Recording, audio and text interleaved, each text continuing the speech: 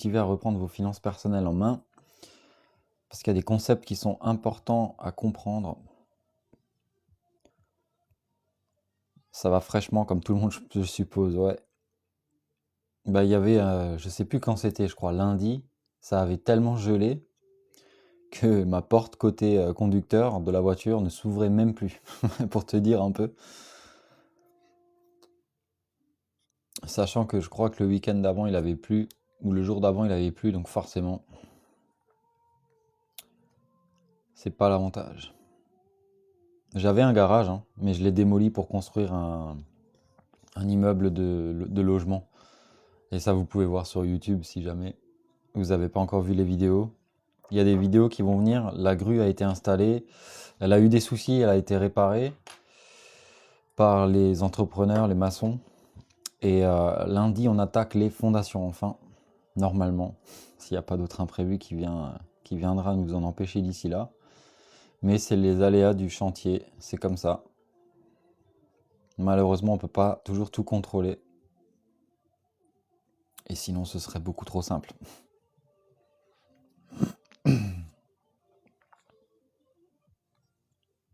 À votre avis, comment les riches utilisent leur argent? Comment les riches utilisent leur argent et les pauvres ou la classe moyenne, même si j'aime pas trop ces termes, hein, l'utilisent eux?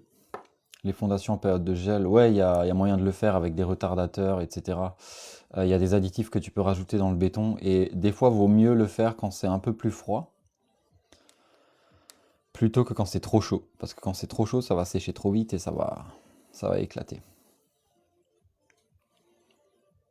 Action et pas de salaire, les riches, ouais.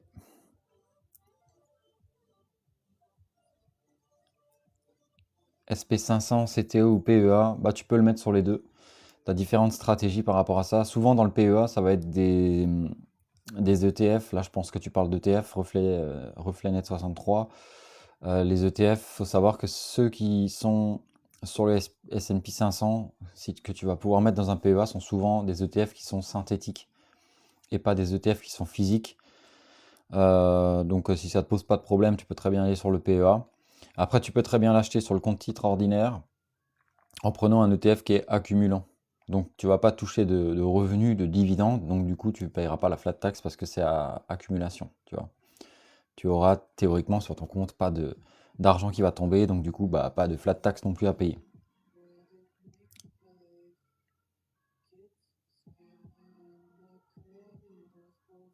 Sinon, est-ce que vous avez d'autres idées de comment, en fait comment, pas forcément où les riches vont placer leur argent, mais comment est-ce qu'ils vont l'utiliser? Quel cheminement va utiliser l'argent des personnes qui sont riches ou fortunées? Damien, merci beaucoup. Damien, si c'est la première fois, bienvenue à toi. On parle de finances personnelles ici, d'investissement. Alors, on ne parle pas d'investissement dans des trucs en mode Dubaï, Lamborghini, etc., etc.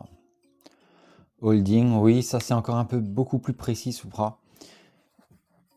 En fait, on va reprendre un schéma. Est-ce que vous connaissez Robert Kiyosaki, Père riche, Père pauvre, le cadran du cash flow? Est-ce que vous connaissez un peu tout ça?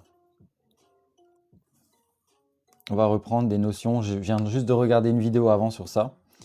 Et je me suis dit pourquoi pas vous partager un peu les connaissances parce que ça a été en anglais, donc du coup pas tout le monde comprend l'anglais.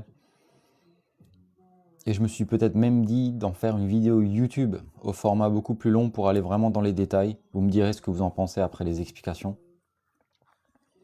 Mais j'ai trouvé le concept ultra important à comprendre, surtout pour des personnes qui n'y connaissent strictement rien en termes de finances personnelles, de quoi faire avec son argent, etc. HDMI, pourquoi beaucoup de Français prennent les assurances vie au Luxembourg? Je crois que c'est pour une histoire de fiscalité, etc. Euh, J'avais regardé brièvement une vidéo de Filari qui parlait de ça. Est-ce que c'est la bonne méthode ou pas? Je ne pense pas forcément. C'est vraiment, je pense que si t'as vraiment un gros capital, tu vois, parce que je crois qu'il y a des minimums d'entrée à avoir. Salut Jojo. Je crois qu'il faut que tu aies au moins un demi-million ou 600 000 euros, un truc comme ça. Donc ça s'adresse pas à la classe moyenne, entre guillemets.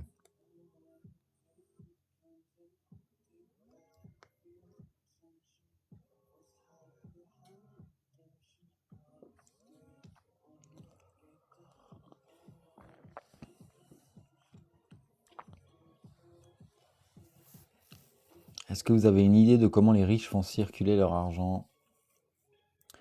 4 000 euros par an, on en fait quoi, s'il vous plaît? 4 000 euros par an, c'est-à-dire, tu peux expliquer un peu plus en détail, Jojo? D'où vient cet argent, ce que tu veux, enfin, 4 000 euros, est-ce que c'est des économies? Est-ce que c'est ce genre de...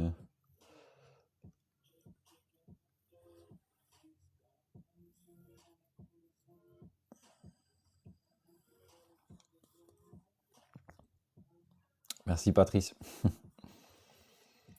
Est-ce que vous êtes motivé pour que je commence? On est 22, ça doit être faisable. Est-ce qu'il y a des gens qui connaissent les schémas de père riche, père pauvre de Robert Kiyosaki? Est-ce que ça vous parle ou alors absolument pas du tout?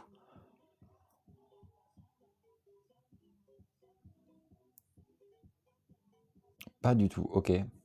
Bah, Damien, je pense que si les finances personnelles t'intéressent, tu vas être au bon endroit. Joli bébé rouge qui dit oui. Abby qui dit oui, super livre. Ok. Bah, ce matin, j'ai regardé une vidéo d'un mec qui s'appelle Tom Wheelwright, je crois. C'est son comptable, si je dis pas de bêtises.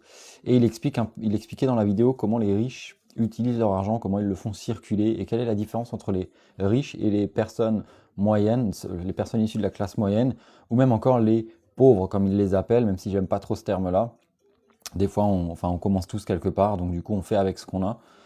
Je connais plein de personnes, y compris dans ma famille, qui sont à ce point-là. Donc, il n'y a pas de meilleure catégorie que d'autres, sachant que bah, c'est sûr qu'on préfère toujours faire partie des gens qui sont un peu fortunés, quoi, hein, ça c'est sûr. Et c'est pour cette raison que j'avais aussi décidé de lancer cette chaîne TikTok, la chaîne YouTube également, Éduque tes finances, pour un peu voir ça ensemble. Alors dans ce live, il n'y aura pas de programme à vendre à la fin, c'est pas une web conférence pour essayer de vous vendre un truc. Je vous rappelle juste que dans la description, vous pouvez télécharger un guide de l'investisseur débutant qui est gratuit. Il y a juste votre prénom, votre mail à rentrer. Je ne vais pas vous envoyer des pubs, des spams, ce genre de choses. Donc vous pouvez y aller. Je vais juste vous avertir quand je vais sortir une nouvelle vidéo YouTube. Et de temps en temps, si je décide un jour de créer un produit, que ce soit un programme ou un nouveau guide qui lui sera payant, je vous contacterai, mais ce ne sera pas des emails qui vont être intrusifs, ce genre de choses. Donc n'hésitez pas à vous servir. Donc je vais tout de suite commencer à vous expliquer parce qu'au final, il n'y a pas beaucoup de personnes qui connaissent tout ça. Alors, je vais essayer de faire un peu de place là pour que ça fasse un peu moins le bordel parce qu'aujourd'hui, je vais aller récupérer de nouveaux meubles pour me faire un nouveau décor là. Vous savez, derrière moi, là, il y a un vieil ordinateur qui traîne. C'est pas forcément le meilleur décor pour une chaîne TikTok ou YouTube. Alors, comment que ça fonctionne de nouveau? Je vais inverser la vidéo. Tac, voilà, comme ça vous pourrez lire. Salut de Bordy. Donc pour reprendre, ça c'est ce que je vais dessiner là, vous pouvez l'appliquer pour vous. C'est un état financier personnel, ça peut très bien être utilisé pour du business. Alors c'est très simplifié, hein. C'est vraiment pour que tout le monde puisse comprendre. Et c'est un concept que j'ai repris de Robert Kiyosaki, pour ceux qui connaissent. Euh, donc ça se présente, je vais juste voir, tac. Ça se présente comme ça, il y a sûrement des personnes à qui ça va parler. Est-ce que c'est lisible? Ouais.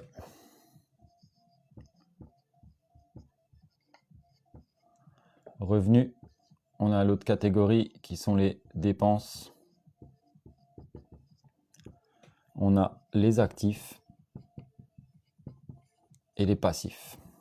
C'est un cours de comptabilité si on veut, mais en beaucoup plus simple. Et ça va parler à tout le monde. Est-ce que vous arrivez à lire et est-ce que vous connaissez déjà ça? Ça, c'est un état financier. Je vais peut-être le noter comme ça. N'hésitez pas à prendre des notes et à poser vos questions. Je répondrai aux questions en cours de route.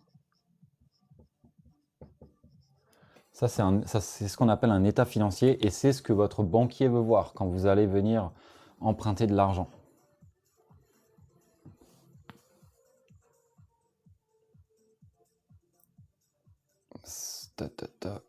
Ok, je regarde s'il y a des commentaires.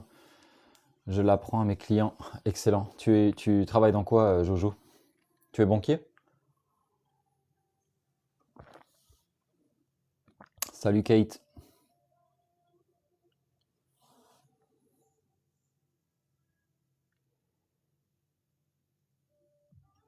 Il y a des gens, je sais pas ce qu'ils foutent là, qui commandent des trucs de merde. Non, non, rien à voir en Suisse, ok. En tout cas, j'espère que vous allez bien. Est-ce que ça vous parle, ce genre de schéma? Est-ce que vous connaissez la différence entre un actif et un passif? Ah bah voilà, c'est bien. Tu poses la question, Florian. On va voir s'il y a des personnes qui peuvent répondre, histoire de rendre un peu le live interactif quand même, et sans que ça ressemble à une salle de classe. J'adore ce genre de contenu. Ah bah merci beaucoup Cédric. N'hésite pas à t'abonner et à t'abonner à YouTube. Sur YouTube, il y a 2 jours, j'ai créé une vidéo sur l'or, parce que l'or a atteint un sommet historique quand même, hein. Donc n'hésite pas à aller faire un tour sur YouTube également. J'explique des choses qui sont importantes à connaître en termes d'investissement, même si tu ne vas pas devenir le Warren Buffett ou un gros investisseur. Il y a des choses à comprendre. Il y a des biais cognitifs qu'on a, des réflexes dans notre cerveau qu'on a depuis toujours, des réflexes pour survivre. Parce qu'à l'époque des chasseurs-cueilleurs, on avait développé une partie dans le cerveau qui est toujours là actuellement. Et celle-là, elle a tendance à biaiser notre vision, à nous induire dans des schémas qui sont toujours les mêmes, mais à une époque différente. Donc du coup, voilà. Moi aussi, j'adore le concept et j'irai voir sur YouTube tes vidéos. Bah, merci beaucoup, Damien, c'est gentil. On est de plus en plus sur YouTube, ça fait plaisir. Alors j'ai beaucoup moins d'abonnés qu'ici. Sur TikTok, ici, on doit être pas loin des 90 000. Et sur YouTube, ça prend plus de temps et j'ai développé beaucoup moins que sur TikTok parce que TikTok a pris beaucoup plus rapidement. Donc c'est la raison pour laquelle on est encore un peu pas assez nombreux sur YouTube, mais ça viendra. Ça dépend de vous. Mais est-ce que vous connaissez la différence entre un actif et un passif? Et si personne répond, je vais vous dire la différence. Ce qui nous apporte de l'argent est passif, ce qui nous apporte pas d'argent. Ok, c'est plus ou moins ça. Donc en fait, un passif, c'est ce qui va nous coûter de l'argent, ce qui va nous faire sortir de l'argent de notre poche. Un actif, c'est ce qui va nous en faire gagner. Typiquement, un passif, tu vas acheter une voiture, elle va te coûter de l'argent. Mais la voiture peut aussi se transformer en actif si tu vas acheter cette voiture et l'utiliser pour devenir conducteur Uber ou taxi ou louer ta voiture à des particuliers par exemple. Donc là, ce véhicule va t'apporter de l'argent. Donc du coup, tu peux aussi faire passer des passifs en mode actif. Typiquement une maison, hein. Tu achètes ton appartement, je sais pas, petit 45 mètres carrés, un petit 2 pièces, dans lequel tu vis actuellement, c'est ta résidence principale. Bah, la résidence principale, c'est toi qui dois tout payer. Tu payes les intérêts bancaires, tu payes les assurances, tu payes la taxe foncière, tu payes tout. Donc du coup, ça te fait sortir de l'argent de la poche.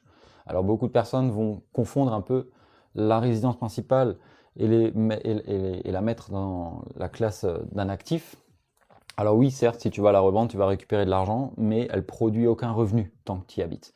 Et du coup, tu peux transformer cette résidence principale en actif en sortant de ton bien et en achetant un autre bien par exemple et en louant cette propriété. Merci beaucoup pour le cœur, le guerrier. Et ça, c'est la grosse différence entre un actif et un passif.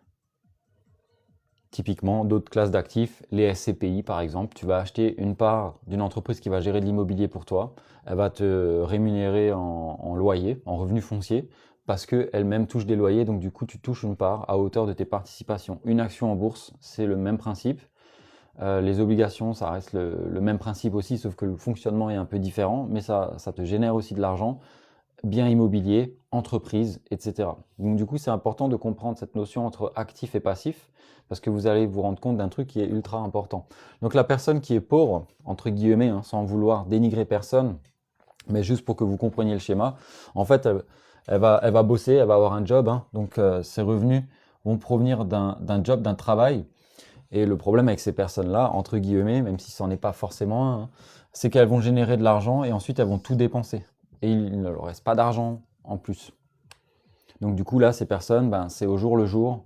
On est toujours dans ce schéma de la rat race, entre guillemets, métro boulot dodo. En fait, on va devoir se lever, gagner de l'argent et devoir tout redépenser. En fait, vous voyez jamais rien à la fin du mois, voire même certaines personnes n'arrivent même pas à finir la fin du mois. Et ça, c'est typiquement ce schéma-là. Donc, tu as un job, tu as des dépenses, tu dépenses tout, il te reste plus rien. Tu peux ni t'acheter de meilleures voitures, de meilleures maisons, etc., ni investir. Est-ce que vous comprenez ce que je viens de dire? Merci pour tous ceux qui s'abonnent et merci pour tous ceux qui commentent. Limpide, ok. Passif, sachant qu'on investit sur le temps pour nous. Alors là, on ne parle pas de revenus passifs, hein. On parle de passif. On parle de choses qui nous coûtent de l'argent, juste pour revenir. Les revenus passifs, je vais vous expliquer le concept tout à l'heure. Ok, vous avez l'air de... Bonjour, le fait de ne plus payer de loyer à autrui, mais de payer un crédit, maison... je ne suis pas tout à fait d'accord, 5K. Et donc du coup, ça c'est le schéma d'une personne, je vais mettre entre guillemets, je vais essayer de faire en sorte que ça rentre. Les personnes pauvres, entre guillemets, c'est ça le schéma. Ensuite, les personnes qui ont un peu plus d'argent, qui vont gagner, je sais pas, 2000, 3000, 4000 euros. Il y a même des gens qui vont gagner 5000 euros qui vont avoir ce schéma-là et qui vont un peu tomber dans un piège, entre guillemets. En fait, ils vont gagner plus d'argent, donc du coup, leurs dépenses, elles vont être largement couvertes. Et tout le surplus, voire même, ces personnes-là vont utiliser des crédits à la consommation pour dépenser de l'argent qu'elles n'ont pas encore. Lorsque vous n'avez pas l'argent sur votre compte pour acheter une voiture, vous allez faire un crédit automobile, vous allez demander un crédit à la banque. Cette banque va vous avancer l'argent et vous allez rembourser cet argent tous les mois. C'est de l'argent que vous allez dépenser mais que vous n'avez pas encore. Et ça, c'est vraiment typiquement des mauvaises dettes. Et du coup, ça va se passer comme ça pour une personne... comment que j'ai... classe moyenne, on va appeler ça comme ça. Donc ça, c'est des personnes qui gagnent bien leur vie, qui vont se dire, bah voilà, on peut se payer des voyages, on peut profiter de la vie, on peut acheter une maison, une voiture, et des crédits conso. Évidemment, beaucoup de personnes tombent dans ce schéma-là parce que ces personnes-là veulent prouver des choses qui n'existent pas, elles veulent plaire à des personnes ou impressionner des personnes déjà d'une qu'elles ne connaissent pas, ou voire même encore pire, des personnes qu'elles n'apprécient même pas.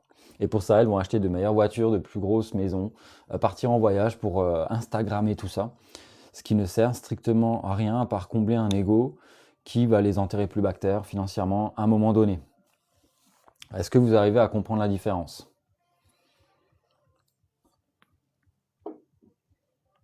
Donc là, hein, typiquement, la classe moyenne, elle a plus d'argent, donc du coup, elle peut se permettre des petits plaisirs. Mais du coup, on reste toujours dans ce schéma, on doit toujours revenir au travail. Alors l'idée, hein, dans ce live, c'est pas de vous faire démissionner ou quoi que ce soit, mais c'est de vous faire comprendre un truc qui est super important. On est toujours dans ce schéma métro boulot dodo. On repart toujours le mois d'après à zéro, parce qu'à la fin du mois, il reste rien, voire même pire, avec les crédits à la conso, tu dois encore payer beaucoup plus que ce que tu peux gagner. Et il y a des personnes, typiquement, devenir riche, c'est pas forcément une question de gagner 5000 euros par mois, c'est de savoir combien d'argent tu vas garder. Il y a une énorme différence. Il y a beaucoup de personnes qui vont gagner 5000 euros par mois, mais qui vont dépenser 5500, 6000 euros. Voilà, c'est vraiment dans l'éducation financière que ça va se jouer. Windy, salut à toi. Et donc du coup, typiquement, c'est vraiment la réaction de la classe moyenne. Alors là où les personnes riches ou fortunées vont utiliser leur argent différemment, ça va typiquement, en fait, elles ont aussi des dépenses, hein, vous inquiétez pas, comme toutes les personnes normales, sauf qu'il va leur rester beaucoup plus d'argent et qu'au lieu de prendre la décision d'acheter une voiture plus grosse, ça viendra après, les jouets et tout ça avant, les actifs d'abord. Ça, c'est vraiment le mindset des personnes qui sont plus aisées ou riches ou fortunées ou ce que vous voulez. En fait, elles vont acheter des actifs. Et en fait, le fait d'acheter des actifs, un actif, on l'a vu tout à l'heure, un actif, c'est ce qui va nous produire de l'argent. Donc du coup, ça va nous générer plus d'argent le mois d'après, l'année d'après, etc., tant qu'on garde la poule aux œufs d'or, entre guillemets. Salut Babi. Donc tant qu'on garde cette poule aux œufs d'or, et donc du coup, en fait, ce qu'ils vont faire, eux, les riches, c'est que cet actif va générer de l'argent, donc du coup, tu auras plus de revenus. Et en fait, eux, ce qu'ils vont faire, c'est de faire rouler la boule jusqu'à arriver à un moment donné où les actifs vont générer tellement d'argent que ça va couvrir les revenus du travail. Et s'ils en ont envie, un jour, ils vont dire à leur boss, va te faire foutre, je démissionne, et je suis rentier. Mais ça, c'est un stade qui prend beaucoup de temps jusqu'à ce qu'on arrive à ce stade-là. Salut Sandrine, comment vas-tu? Est-ce que vous comprenez la différence entre tout ça? Et là, il y a encore des trucs, il y a encore un truc que j'ai appris en plus aujourd'hui, et ça c'est plus en termes de comptabilité, qui est ultra intéressant, c'est que en achetant ces actifs-là, ce qui est ultra cool, on va prendre typiquement le cas d'un bien immobilier. Hein, je sais pas, on va imaginer que vous êtes parmi les personnes de la classe moyenne qui gagnent entre 2 et 3 000 euros, même si voilà, ça ne concerne pas énormément de monde non plus. En fait, je vais enlever ça pour que vous compreniez. Lorsque vous achetez un bien immobilier, par exemple, on va dire, voilà, vous êtes aisé financièrement, vous avez pas mal de capital de côté, ça fait des années que vous bossez, vous avez envie de vous positionner sur, j'en sais rien, un gros local commercial à 1 million d'euros. En général, ce qu'on fait dans l'immobilier, c'est de mettre une partie de l'argent sur la table à la banque pour utiliser l'effet de levier, comme on l'appelle. Donc du coup, on va mettre par exemple 200 000 euros sur la table et la banque va nous en prêter 800 000. Et là où les riches utilisent intelligemment leur argent, je répondrai aux questions juste après l'explication, c'est qu'en fait, vous le savez, le passif, c'est ce qui sort de l'argent de notre poche. Donc du coup, on a les 800 000 euros ici, donc parce que ça, c'est du crédit, évidemment. Et on a déjà 200 000 euros qui sont actifs, entre guillemets, parce que c'est de l'argent qui vient de notre poche. On l'a mis sur la table, donc du coup, tout ça, c'est déjà payé, entre guillemets. Et 800 000 euros appartiennent encore à la banque qu'on va devoir rembourser. Et ce qui va faire la grosse différence ici, il y a beaucoup de personnes qui me demandent toujours comment est-ce que je peux payer moins d'impôts. Et il y a toujours le Pinel qui va revenir, même si aujourd'hui, je crois que ça n'existe plus, ou le De Normandie, ou les PER, ou les assurances vie, ou que sais-je, comme truc sorti de nulle part, ou le PER, encore pire, votre argent est bloqué jusqu'à la retraite, impossible de le retirer quasiment. Enfin, il y a sûrement des conditions, mais voilà. En fait, vous savez très bien, on va vous donner là 800 000 euros en cash. Évidemment, vous allez acheter de l'immobilier parce que vous êtes une personne qui est intelligente, qui lui-même va vous générer de nouveaux revenus. On va parler ensuite de différentes classes d'actifs qui va vous générer des revenus. Et vous recevez 800 000 euros et on ne paye pas d'impôt sur de la dette parce que c'est une dette. Alors l'idée, comme on l'avait vu aussi dans d'autres lives, c'est d'avoir un loyer qui va être supérieur au crédit, qui va être supérieur aux charges, etc. S'il y a des travaux à faire, l'emprunter, parce que ça va être ultra important. Vous allez pouvoir déduire et les intérêts bancaires et les travaux. Donc du coup, vous allez économiser des impôts. Et grâce à ces 800 000 euros, vous allez avoir des déductions d'impôts. Voilà, clairement, vous pouvez retirer les intérêts d'emprunt. Tout ce qui va concerner les frais sur la société ou même en nom propre, vous pouvez les retirer. Et ici, on a mis 20 000 euros, 200 000 euros. Et en fait, eux vont travailler et vous générer des revenus. Et c'est là où ça va faire la grosse différence parce que vous allez avoir déjà une rentabilité sur l'argent que vous avez investi. Mais en plus encore, alors je ne sais pas, imaginons que c'est 8%, j'en sais rien, on va dire 8% de rentabilité sur ce bien-là. Alors là, on ne va pas calculer le cash flow positif, etc. Mais juste pour que vous compreniez un peu la différence. C'est que en fait, ça, c'est la production que vous allez toucher par rapport à vos loyers. La rentabilité juste par rapport à vos loyers, par exemple. Il n'y a pas de... Voilà. Et en bénéficiant d'avantages fiscaux, ce n'est pas 8% que vous allez obtenir. Alors bien sûr, il faut aller dans les détails, dans les calculs, mais c'est juste pour schématiser, pour que vous compreniez vers où je veux en venir. Ce ne sera pas 8%, mais ce sera 16%, parce que vous allez pouvoir déduire tout ce que ça vous a coûté. Donc du coup, vous allez avoir sur votre argent une rentabilité qui va être phénoménale par rapport à une action simple en bourse. C'était juste pour schématiser comment que ça se passe dans les détails. C'est un peu plus complexe tout ça. C'est pour ça que quand on parle déjà de ce montant-là, il faut contacter un comptable. Voilà, il faut vous entourer. On parle d'1 million d'euros. Vous êtes censé déjà avoir une équipe. Mais juste pour vous expliquer, vous n'êtes pas obligé d'aller investir 1 million d'euros. Vous pouvez très bien commencer avec un bien à 50 000 euros. Faut y aller étape par étape. Mon premier bien, c'était un bien à 34 500 euros. Voilà. Aujourd'hui, peut-être qu'on trouvera plus de biens à ce prix-là, mais je suis persuadé que dans certaines communes, quand on cherche un peu, on peut encore trouver des investissements qui sont rentables. Et c'est là où où la classe moyenne, entre guillemets, ne comprend pas comment est-ce qu'on peut gagner de l'argent dans l'immobilier. Il y a déjà ça. Ensuite, il y a l'appréciation du bien. Ensuite, etc., etc. Le bien va prendre de la valeur. Donc, tôt ou tard, en revendant ça, tu pourras récupérer ton argent investi, le capital remboursé, plus encore une éventuelle plus-value si le marché se comporte bien. Tu pourras avoir une rentabilité sur tes loyers. Il y a plein de façons de gagner de l'argent dans l'immobilier. Il faut juste être averti. Et c'est pour ça que je vous bassine à chaque fois durant les lives de vous former, d'acheter des bouquins, de rencontrer d'autres investisseurs, de parler à des comptables. Même si c'est que le rendez-vous gratuit d'une heure, ils vont vous apprendre des tas de choses. Il ne faut pas considérer comme le fait d'acheter un livre comme une dépense ou acheter une formation comme une dépense. Tac, tac, tac. On va s'appauvrir en 2026, que nous dit Damien. Bah justement, c'est pour éviter que vous vous appauvrissiez, ça, justement. Bah Maxam, tout ça, c'est des concepts qui sont très bien élaborés dans les bouquins Père riche, Père pauvre, hein, de Robert Kiyosaki, si tu connais pas, ou alors le cadran de cash flow, ou tous ces autres livres. Et ce concept-là, je l'ai appris via Tom Wheelwright. C'est son partenaire comptable, tu vois. Steph de Valencia. Ah, je crois que tu étais dans mon live quand j'étais à Valence, non, Steph? C'est possible?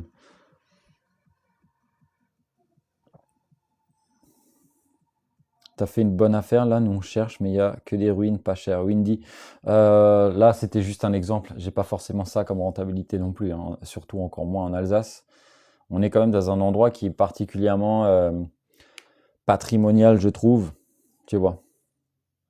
Très bon livre, Père riche, Père pauvre. Mais oui, il faut le lire, les amis, si vous ne connaissez pas tous ces principes-là. Et c'est des principes qui ne sont pas forcément très compliqués à comprendre quand on lit les bouquins et quand on s'y intéresse un minimum. Et des fois, même les comptables, ça a été le cas avec moi, il a été très surpris de mon éducation par rapport à ça. C'est intéressant d'acheter sans faire un crédit. Beaucoup moins, Cathy, parce que du coup, tu vas avoir ta rentabilité de 8%, par exemple, pure et stricte par rapport à ça. Et ce serait dommage parce qu'en fin de compte, pourquoi utiliser le crédit? Imaginons que tu as 100 000 balles là sur ton compte. Si tu mets ces 100 000 euros, ils vont être immobilisés dans un bien immobilier, comme le nom le dit. Tu pourrais très bien prendre juste 10, 15 ou 20 000 euros, aller lever du crédit, donc 80 000 euros qui vont te rester, hein, prendre les 80 000 euros de la banque et rembourser ce crédit-là avec l'argent des locataires. C'est comme ça que ça fonctionne l'immobilier locatif, hein, ça vous savez tous. Et du coup, les 80 000 euros qui te restent, tu peux très bien les placer en bourse. Donc du coup, tu auras double rentabilité. Donc ce serait dommage. Alors beaucoup de personnes ils ont peur de ça, hein, d'avoir de la dette, mais c'est une bonne dette parce qu'elle va vous générer de l'argent, parce que vous allez acheter un actif avec de la dette. Là, les 800 000 euros, c'est pour acheter un actif qui produira de nouveaux revenus. Et les riches, ce qu'ils font, quand ils vont prendre un crédit, et ce sont des bons crédits, ils vont faire un crédit pour acheter un actif qui va produire de nouveaux revenus et qui, au passage, pourra leur faire bénéficier d'avantages fiscaux parce qu'ils peuvent déduire plein de choses. J'ai lu celui de Foll maintenant. Je suis sur l'homme le plus riche de Babylone. Ah bah ça c'est un bon bouquin aussi. Hein. C'est un bon bouquin. Et ça fonctionne, Steph, également en Espagne, dans tout le monde entier. Mais c'est là où beaucoup de personnes vont se tromper, vont avoir peur de faire un crédit. Il y a différents types de crédits. C'est important à comprendre. Il y a des crédits qui vont être mauvais, donc acheter une voiture, acheter une maison juste pour impressionner des personnes qu'on ne connaît pas, ou même encore pire, des personnes qu'on n'apprécie pas. Allez vous foutre dans la merde pour acheter le dernier iPhone, même si vous n'en avez pas besoin, juste pour montrer à tout le monde que vous avez un iPhone. Mais c'est débile. Pour les jeunes, il faut faire ce type d'investissement, bien évidemment. Salut Estelle. N'hésitez pas à aller voir sur YouTube aussi les amis, j'en profite tant qu'on est 136, merci beaucoup d'être aussi présent. Salut Laurent, ça va et toi? J'ai sorti une vidéo sur l'or sur ma chaîne YouTube il y a 2 jours. N'hésitez pas à aller la zioter un peu et dites-moi dans les commentaires ce que vous en pensez. 152, waouh. Alors moi, ce que j'ai comme immobilier, j'ai de l'immobilier pour l'instant que d'habitation. Donc là, j'ai une petite maisonnette, entre guillemets, je l'appelle comme ça parce qu'elle fait uniquement 80-85 mètres carrés à peu près. Construction neuve en 2019. J'ai aussi réhabilité sur la même parcelle de terrain une maison bifamille. Donc c'était un vieil hangar comme ça, tu vois. Un concept très simple, hein, vous pouvez le faire aussi. Hein. Bon, je ne vais pas forcément effacer le schéma maintenant, mais on va peut-être dessiner dans le coin là-haut, on a encore un peu de place. Tu prends une maison, hein, un vieux truc pourri ou une grange, tu la coupes en deux, tu fais deux duplex, bah, tu as une maison bifamille, voilà, tout simplement. Et tu as un immeuble locatif, parce qu'un immeuble, c'est à partir de deux logements. Ça, j'ai. J'ai encore un appartement que j'ai tout seul. Les trois biens là dont je vous ai parlé, c'est en association avec mon frère. Donc là, on l'a fait en nom propre, en loup à meubler non professionnel. Le jour où on a des enfants, on pourra se revendre ça à une société et incorporer les enfants en tant qu'associés. Et nous, au passage, on récupérera du cash pour faire plaisir à la famille, pour mieux vivre, etc. Mais ça, c'est dans un second temps. Et là, on est en train de... On a monté une SCI à l'IS. On a créé une foncière avec mon frère il y a 2 ans. Donc là, on a beaucoup bataillé pour trouver le financement, mais on a réussi à le trouver finalement avec un bon dossier, une bonne présentation de dossier, etc. Et là, on va construire un immeuble locatif. Là, du début, on a acheté un terrain. Et tout ça, je le documente aussi sur la chaîne YouTube. Donc, n'hésitez pas à aller faire un tour et regarder un peu les vidéos. Les vidéos vont venir au fur et à mesure du temps. Et là, en fait, je vais tout documenter du point de vue de l'investisseur. Ça va, je ne sais pas si vous connaissez Rachel et Emilien ou d'autres créateurs de contenu en mode bricolage. On ne va pas vous faire des tutos sur utiliser du brou de noix. Là, on va juste, on va faire des choses nous-mêmes, ça c'est sûr. Et, et en fait, je vais vous montrer en fait le projet du côté avec la vision investisseur. Et je suis d'accord avec toi, le neuf, c'est pas si rentable parce qu'au final, tu vas acheter le terrain, déjà d'une. Tu dois raccorder ce terrain, le faire viabiliser à l'eau, à l'électricité, etc. Là, il y a des factures qui tombent, c'est des milliers d'euros. Ensuite, qu'est-ce que tu vas faire aussi? Il y aura la taxe d'aménagement. Ouais, je connais Max Piccini, ouais. J'ai rencontré une autre personne que Max connaît lors d'un séminaire. Et au passage, ce mec-là, il faisait déjà à l'époque, je crois, 600 000 euros par an avec son entreprise sur Internet, etc. Enfin bref. Et c'est beaucoup moins rentable, ça c'est sûr, et c'est beaucoup plus lourd administrativement. Ouais, mais c'est pas la seule façon, le taux de rentabilité qui va baisser, c'est pas la seule façon de s'enrichir dans l'immobilier. Et c'est là où beaucoup de personnes se trompent, malheureusement. Si tu veux un truc ultra rentable, c'est simple, tu vas à Mulhouse, au quartier, tu vois. Mais peut-être que demain, ton appart va cramer. Tu peux devenir le nouveau Max. Non, non, non, j'ai pas cette prétention-là, pas du tout, non. Je pense qu'il a carrément un autre niveau que moi. Je l'avais déjà vu, j'ai déjà assisté à des conférences de lui, de David Laroche, si ça vous parle. Je l'ai déjà rencontré. Et d'autres personnes comme ça. Mais ça, c'est il y a des années, c'est il y a 4-5 ans en arrière. Ils n'étaient pas encore aussi connus que maintenant, entre guillemets. Pas chez Max. C'était un autre séminaire où il était aussi intervenant. Mais c'était cool. Max Piccinini, Océane, tu pourras rechercher. Il vient d'Alsace aussi, je crois. Il est italien, si je ne me trompe pas. Il habitait en Alsace et il est dans le business internet. Je travaille dans un milieu qui n'a rien à voir avec ça. Tout ce que je vous dis là, ce que je vous raconte, c'est à titre informatif, à titre d'éducation, mais faites vous-même encore vos propres devoirs. Ça, c'est juste pour vous montrer, pour vous indiquer un peu la voie à suivre, entre guillemets. Après, vous pouvez très bien ne pas être d'accord avec ce que je raconte, vous dire que c'est de la merde. Et voilà, c'est pas un conseil d'investissement. Je ne suis pas banquier, je ne suis pas comptable. Je suis une personne comme tout le monde. Je travaille. Alors, la seule différence, peut-être, c'est que je travaille en Allemagne. Mais je fais un job de 8 heures par jour, comme tout le monde. Et à côté de ça, je fais des vidéos YouTube et je partage mes connaissances en live avec vous. Et voilà. Salut Tani, comment ça va? Respect, monsieur, c'est pas mal déjà ce que vous avez fait. Merci beaucoup. Salut Wemby, je vais bien et toi? Bon week-end à toi aussi. Donc là, c'était vraiment pour vous expliquer un peu le concept. Est-ce que vous avez des questions encore par rapport à ça? J'ai vu qu'avant, il y avait des personnes qui me demandaient dans quel type d'actifs investir. Typiquement, hein, ça, c'est vraiment le schéma d'un investissement que tu vas faire dans l'immobilier ou dans le business aussi. Dans le business, il y a un truc qui est important à comprendre aussi. Tu peux rendre... Il y a aussi une question qui est importante encore plus, c'est de se poser cette question-là, c'est de se demander, là j'ai envie de m'acheter une voiture ou d'aller m'acheter des billets pour aller voir le foot ou j'en sais rien. Comment est-ce que je peux rendre cette dépense déductible? Et c'est là où ça peut être intéressant. C'est pas forcément de dépenser cet argent-là comme une personne qui peut être pauvre, parce que ça va rentrer typiquement dans la classe des dépenses. Tac, je remets un peu de côté. Ça va rentrer typiquement dans la classe des dépenses, c'est de se demander, alors il faut être un peu patient quand même avec ce que je vais vous expliquer, mais c'est de se demander quel actif je pourrais acheter qui va pouvoir me permettre de dépenser l'argent que cet actif va générer pour aller me faire plaisir. C'est pour ça qu'avant je disais, les actifs d'abord, les jouer après. Donc typiquement, tu peux très bien acheter un appartement, le rendre rentable, faire du Airbnb, j'en sais rien, ou de la coloc, et te dégager un petit 400-500 euros par mois, et aller te faire un crédit conso à 300 euros par mois, qui va te payer ta bagnole. Et il te restera toujours encore 200 euros en plus. C'est une façon d'opérer aussi. Ou alors pour la personne qui est un peu intelligente, qui va se dire, voilà, je vais acheter les actifs jusqu'à avoir un tel niveau de revenu que ça va me payer ma résidence principale.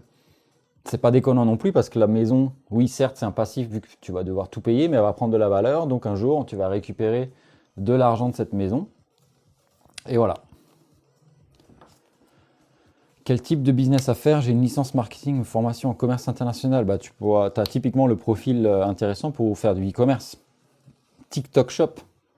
Fais des vidéos sur TikTok en recommandant des produits qui sont sur TikTok Shop. TikTok met beaucoup en avant les personnes qui font ça. Et moi, j'ai été un peu puni avec ma visibilité, malheureusement, parce que je ne fais pas ça encore. Et voilà, si tu le fais à fond, il y a de grandes chances qu'en 24 mois, tu fasses des millions d'euros. Parce que ça vient à peine d'arriver en France.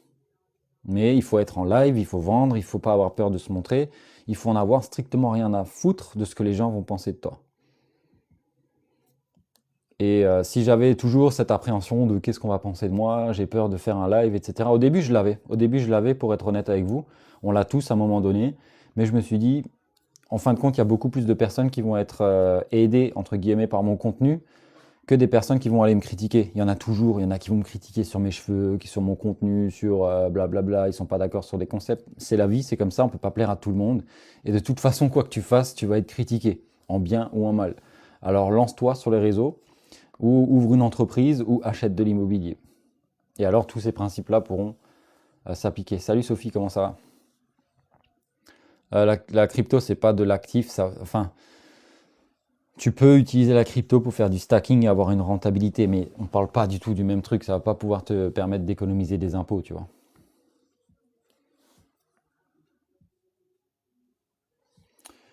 As-tu vu ce qui passe sur l'IA et Nvidia? On parle de bulle, t'as un avis? Non, je n'ai pas forcément d'avis. J'ai juste vu que récemment, Warren Buffett a investi 4 milliards sur Google quand même.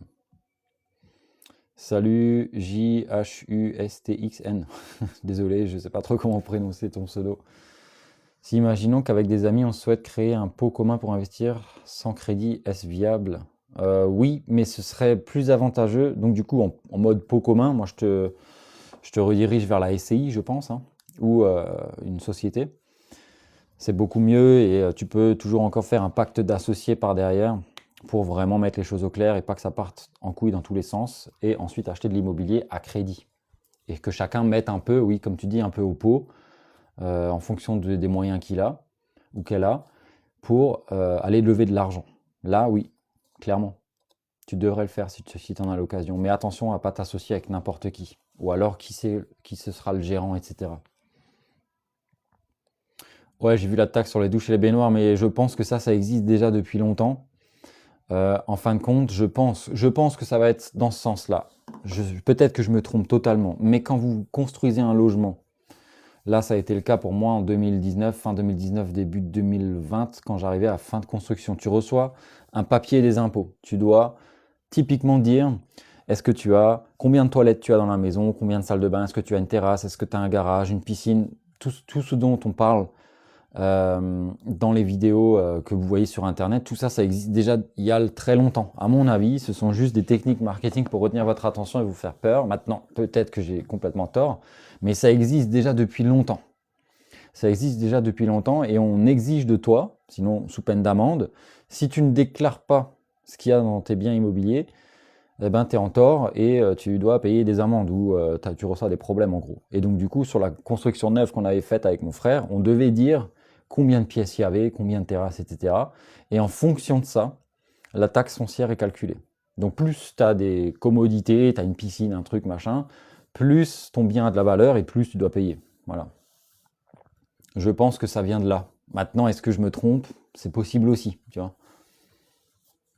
Mais je pense pas forcément que typiquement, si tu as un toilette, tu vas devoir payer plus d'impôts, tu vois. C'est complètement aberrant. Et si c'est le cas, il sera temps de partir de la France, je crois.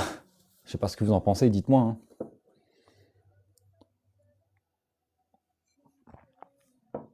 Si j'ai 20 000 euros, je les mets dans un crédit pour acheter un bien immobilier. Je les mets en apport, Anvar. Direct. Anubis 72, salut à toi. Est-ce que tu penses que ça vaut encore le coup d'acheter de l'or en ce moment? En fait, Jean, l'or, il faut l'acheter, comme je l'ai dit, en DCA. Dollar Cost Averaging, tous les mois, tu mets la même somme, si c'est un truc qui t'intéresse. Ou alors, tu peux aussi dire, chaque année, à telle date, j'achète de l'or. Mais c'est vraiment sur un truc long terme dans ce cas-là, tu vois. Ça se peut que tu vas faire du DCA pendant toute l'année 2025 et que l'or, il reste au plus haut et qu'en 2026, tout se casse la gueule, tu vois. Donc c'est à toi de voir. Moi, j'étais parti du principe là. Si demain, c'est la merde, comme ça a pu être le cas en Grèce, crise économique, machin, les banques, même si tu as 200, 300 000 euros sur ton compte, tu pourras pas, elles vont te dire, tu auras le droit de retirer que 50 euros par jour, parce que sinon c'est l'effondrement économique, tout le monde va paniquer, va aller à la banque retirer tout son argent et tout le système s'effondre. Et pour sécuriser ça, ils vont te dire, tu n'as pas le droit de retirer plus de 50 euros. Si demain il y a la guerre, ça risque aussi peut-être d'arriver, on ne sait jamais, hein. Ça, je sais pas, c'est des scénarios qui, voilà. L'or, c'est la seule monnaie que tu peux encore échanger maintenant dans un comptoir de l'or ou chez quelqu'un contre de l'argent liquide qui, lui, va te permettre de pouvoir payer ton billet d'avion et te barrer rapidement ou payer des gens qui vont pouvoir t'y conduire. Tu vois ce que je veux dire? Donc moi, typiquement, j'étais parti pour avoir au moins un salaire investi dans l'or, sans forcément parler d'enrichissement, de trucs, de machin. Parce que l'or, il n'a pas comme but de t'enrichir, il a comme but de protéger ton pouvoir d'achat, de protéger ton argent. Il n'a pas comme but de te faire gagner de l'argent comme un loyer, comme un bien immobilier pourrait le faire, comme une action pourrait le faire. Il faut bien comprendre cette différence. Et c'est pour ça qu'il y a des personnes, tu peux être assis sur une tonne d'or, ça ne va pas te rendre plus riche. Oui, l'or là va prendre de la valeur, mais la valeur va augmenter parce que ton argent va perdre de la valeur. Tu vois ce que je veux dire? Donc du coup, si tu as les 100 euros sur ton compte maintenant, tu vas pouvoir acheter un caddie plein, même si ce n'est pas la réalité, on est d'accord, mais c'est juste pour l'image. C'est même, avec ces mêmes 100 euros, dans 10 ans, tu pourras acheter peut-être un tiers du caddie ou la moitié, tu vois. Donc ce pouvoir-là, ton or va augmenter. Alors oui, c'est juste pour pouvoir acheter la même quantité de choses. Sur le papier, tu as plus d'argent, oui, mais tu peux acheter, en fait, tout coûte de plus en plus cher. Donc du coup, tu pourras juste acheter la même quantité de choses, entre guillemets. Normalement, même si tu ouvres un compte tu peux un peu diversifier en termes bancaires. Oui, tu peux ouvrir un compte en Suisse. Après, est-ce que ça va forcément... On avait une discussion intéressante avec mon notaire par rapport à l'argent que l'État peut te prendre. Et il nous a dit que même dans d'autres pays de l'Union européenne, sans forcément parler de Suisse, tu vois, tu pouvais très bien ouvrir un compte et qu'au-delà de la France, c'était compliqué d'aller chercher de l'argent, tu vois. Donc typiquement, tu peux aussi aller en Espagne, en Allemagne. Voilà. Est-ce que dans les faits, est-ce que c'est comme ça? Je sais pas. J'ai jamais eu le cas, donc je pourrais pas te dire, je pourrais pas te répondre à ça. Mais tu peux un peu diversifier les endroits où tu vas vouloir aller, oui. Ça c'est bien, surtout si tu commences à avoir beaucoup de capital, beaucoup d'argent qui traîne, entre guillemets. Revolut, j'en ai aucune idée. J'en ai aucune idée, je ne l'utilise pas. Il y a des avantages à travailler en Allemagne, oui. Alors, il faut savoir parler allemand, évidemment que je parle allemand. Et au début, je galérais, hein, comme tout le monde. Mais j'avais quand même appris l'allemand en cours, tu vois. Donc, j'avais vraiment suivi des cours intensifs à ce niveau-là. Parce que je me suis dit, j'habite juste à la frontière, ce serait dommage de ne pas pouvoir parler allemand. Le gros avantage, c'est que tu traverses la frontière, tu rajoutes sur ta paye entre 500 et 1000 euros de plus. Tu vois. Donc voilà.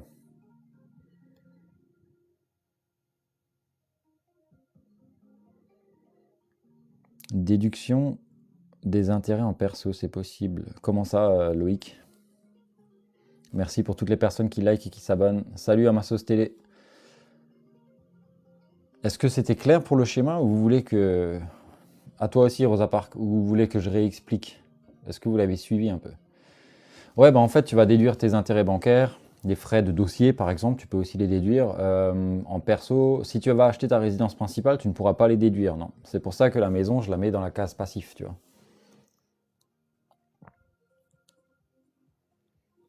Mais si tu vas typiquement faire du LMNP au réel, de la location nue au réel, alors là où tu peux déduire le plus de trucs en étant en nom propre, c'est le LMNP. C'est le LMNP. Bah, les limites du PEA d'Aren, c'est le montant que tu vas pouvoir y placer. Alors, ce n'est pas le montant que ton PEA pourra avoir en termes d'investissement, ça peut aller très haut, mais c'est que tu pourras juste mettre 150 000 ou 152 000 euros d'investissement de ta poche sur le compte. Ensuite, ça va se limiter qu'aux actions qui vont être situées en Europe. Tu pourras typiquement pas acheter d'actions Coca-Cola, d'actions Google par exemple, ou Tesla, ou Nvidia, vu que c'est assez célèbre. Tu pourras uniquement que rester en Europe. Et ouais, c'est ça. Après, tu vas devoir aussi laisser ton argent 5 ans investi, ou au moins sur le compte, si tu veux bénéficier d'avantages fiscaux, donc ne plus payer d'impôts sur le revenu après 5 ans. Tu vas uniquement devoir payer la CSG-CRDS qui est à 17 et quelques, ou 18 maintenant, je ne sais plus exactement, vous me direz, pour ceux qui savent.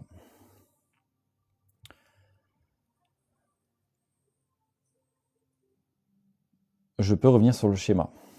Je peux réexpliquer très brièvement le schéma.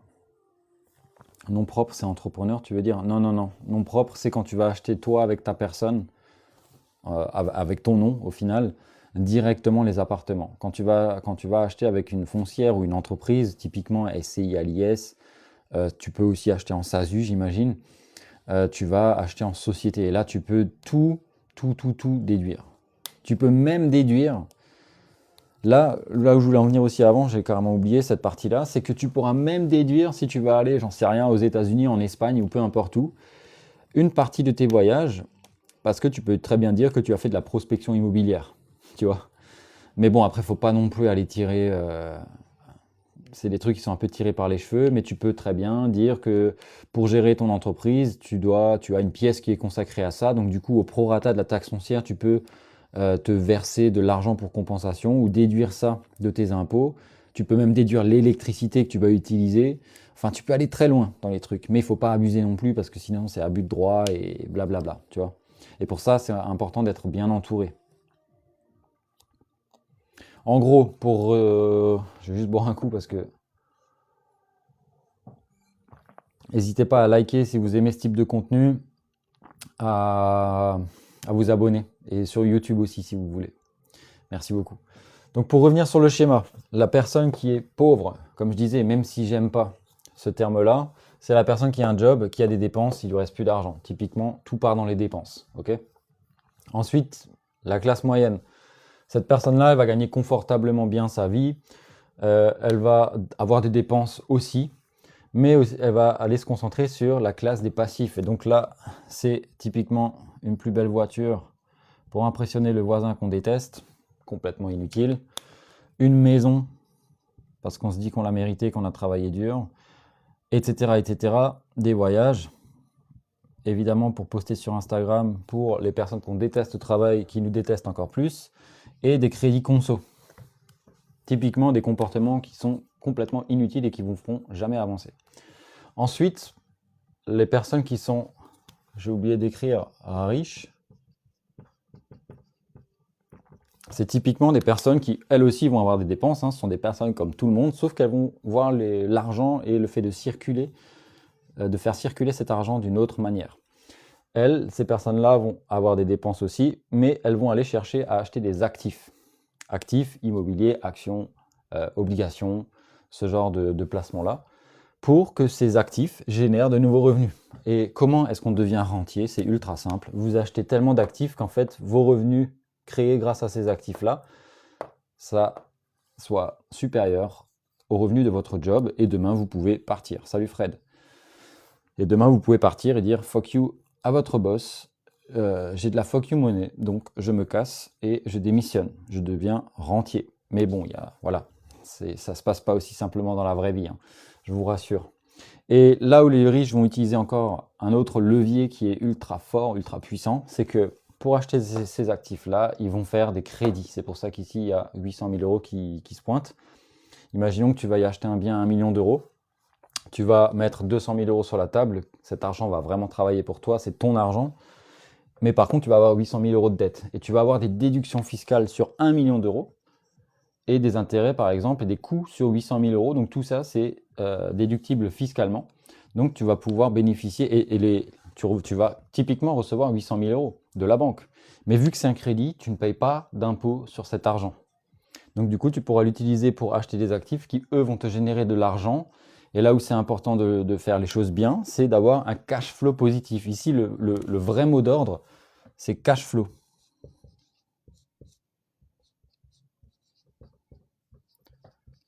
Cash flow, ça veut typiquement dire comment l'argent circule. Ça, c'est important de le comprendre. Et c'est la grosse différence dans la façon de penser entre les pauvres, la classe moyenne et les riches. Même si je dis pauvre, c'est pour dénigrer personne. On commence tous quelque part. Mais c'est important d'avoir ce schéma-là en tête. N'hésitez pas à faire des screens pour le garder en tête. Et là, les 8 et 16%, c'est simple. Imagine que ton bien 1 million d'euros, il est 8% de rentabilité, mais ça ne s'arrête pas à ces 8%. Tout ce que tu as investi ici dans les travaux, etc., tu peux encore les déduire aux impôts. Donc, tu ne gagnes pas uniquement 8%, tu gagnes 16%, donc le double. Et en fait, typiquement, c'est ce que la banque elle va faire aussi.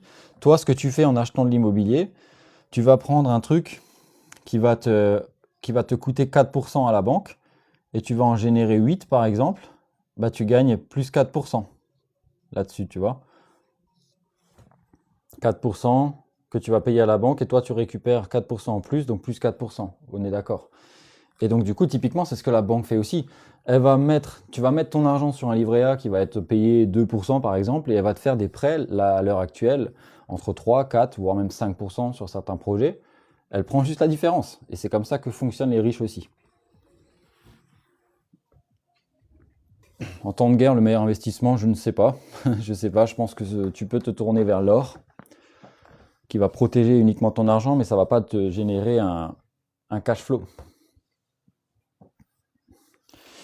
Et d'autres actifs à part l'immobilier, ABM, tu peux te diriger vers des business où on utilise souvent ces schémas-là. Ouais, c'est repris de Robert Kiyosaki. Et ce matin, j'ai vu une vidéo de son collègue Tom Wheelwright, je crois qu'il s'appelle comme ça. Et j'ai vu ce concept-là, je me suis dit, il faut que je vous le partage absolument. J'ai fini mon petit-déj, j'ai direct allumé la caméra et me voilà. Mais dites-moi, est-ce que ça vous intéresse que je fasse une vidéo un peu plus détaillée sur YouTube?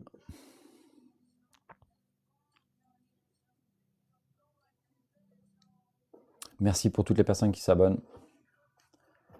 Junior, avec plaisir, merci à vous d'être là. C'est grâce à vous que tout ça existe. On est à 100 là en live, c'est cool. N'hésitez pas à me suivre sur YouTube pour aller donner de la force aussi. Ben, prends la capture. Tac, je vais me décaler un peu. Hop. C'est très intéressant ce que tu partages. Mariam, merci beaucoup. Et en fin de compte, le truc aussi à comprendre, c'est que c'est pas avec un salaire plus élevé que vous allez devenir plus riche. C'est vraiment en gardant plus d'argent qu'en en dépensant que vous allez devenir plus riche. C'est pas toujours une question de salaire et d'argent. Il y a des personnes que je connais qui gagnent plus de 3 000 euros par mois et qui sont encore capables d'être dans le négatif. Et le mois d'après, c'est un cercle vicieux. Enfin, je ne comprends pas, mais voilà. Merci beaucoup, Aïf. Comment prendre un risque modéré mais efficace? Chris, comment ça?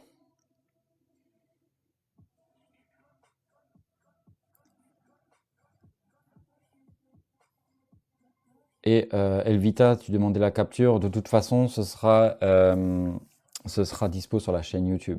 D'autres exemples d'actifs, tu peux très bien aller lever de la dette. Alors, je pense que pour faire ça, il faut faire une société, mais je ne suis pas sûr.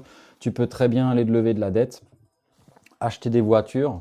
Alors là, ça ne va pas être des voitures pour frimer, hein. Ça va être des voitures que tu vas utiliser pour un éventuel business. J'ai un ami, l'ami dont je vous parlais la dernière fois, pour ceux qui sont souvent là, qui était à plus de 100 000 euros de dette, qui a eu des problèmes d'argent, etc. Alors, lui, il n'a pas utilisé le crédit, mais il a utilisé du cash qu'il a généré en travaillant en Suisse, donc en gagnant beaucoup plus, pour s'acheter des voitures. Dans un premier temps, je me suis dit, mais qu'est-ce qu'il va faire avec ces bagnoles? Et c'était pas des voitures classiques, hein, c'est des utilitaires. Vous comprenez la suite. Il est allé les louer, et maintenant, il commence à avoir une petite flotte de 3-4 véhicules qui sont régulièrement loués. Et donc, du coup, il a transformé le passif qui lui coûte de l'argent, entretien, réparation, assurance, etc., en actif qui lui génère tous les mois plus d'argent. Et grâce à cet argent, il peut soit en profiter, soit en acheter d'autres.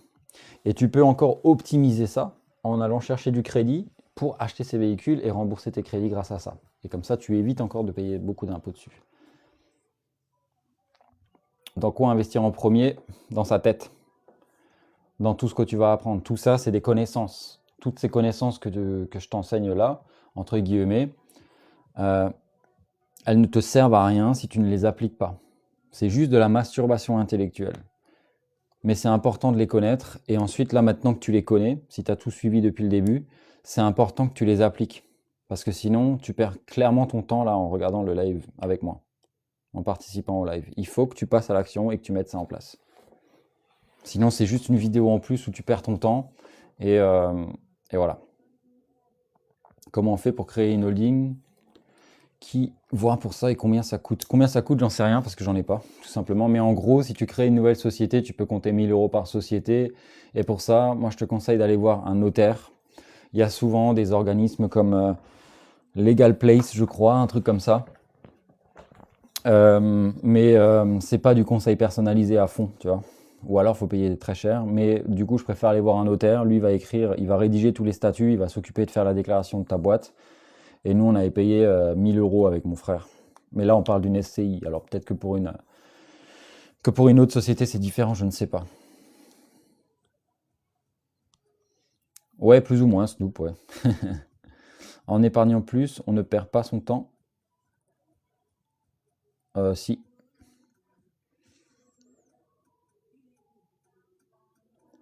Je peux voir pour faire un replay, ouais. Ouais, je peux voir. J'ai pas suivi ton commentaire, Hicham. Entre 4 et 6 000 euros. euh,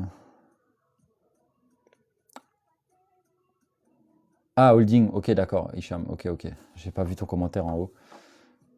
Bad Guns, petite question, comment se fait-il quand tu as pris Bitcoin bas, tu les as pas revendus haut? Bah en fait, je pars vraiment, et ça typiquement avec l'or, j'ai acheté des spiritueux aussi, des bouteilles d'alcool, mais ça c'est plus par passion, tu vois. C'est juste parce que bah, j'aime bien boire un verre de rhum avec des amis, avec un petit café le soir à la fin du repas, tu vois. C'est vraiment, voilà, c'est vraiment de l'argent que j'ai investi là. Juste, c'est de l'argent plaisir, un peu comme une personne pourrait acheter des montres aussi, tu vois. Et c'était pas des gros montants non plus. C'est abordable pour toutes les personnes que vous connaissez autour de vous. Mais je pars avec une vision ultra long terme, tu vois. Le Bitcoin, il faut savoir que tous les 4 ans, il y a un halving. C'est-à-dire que tu as des gens qui vont miner. J'ai pas envie de trop rentrer dans les détails parce que c'est pas trop un live sur ça. Mais en gros, il y a des personnes qui vont résoudre des calculs complexes avec des ordinateurs qui sont rémunérés, tu vois. Pour ce calcul où tu as résolu une opération, tu vas recevoir tant de micro-bitcoins si tu veux. Et tous les ans, tous les 4 ans, la rémunération de ces personnes-là, lorsqu'elles résolvent des calculs, va diminuer par 2. Tu vois? Donc il devient beaucoup plus rare le Bitcoin. Et donc tous les 4 ans, il augmente en théorie. En théorie, ça n'arrive pas toujours. Alors des fois, tu as aussi un petit Trump qui vient et qui te fait une annonce de fou et le Bitcoin décolle d'un coup, tu comprends pas pourquoi, mais c'est comme ça. Et donc du coup, juste par principe, il n'y a que 21 millions de Bitcoin, pas un de plus. Donc du coup, je pars dans cette optique de les garder très longtemps parce que tout ce qui est limité, tu le connais très bien, hein, quand tu vas aller faire les courses, stock limité, valable jusqu'à vendredi, bah, tu vas être dans cet effet de rareté et dans cet effet où tu veux te presser pour acheter des trucs, tu vois. Mais là, c'est plus l'effet rareté dont on parle. Euh, voilà, c'est de l'argent dont j'ai pas forcément besoin aujourd'hui. J'ai investi, pour être totalement franc avec vous, 2800 euros. Est-ce que c'est... Ouais, c'est ça. Pendant 14 mois, 200 euros. Ouais, c'est ça.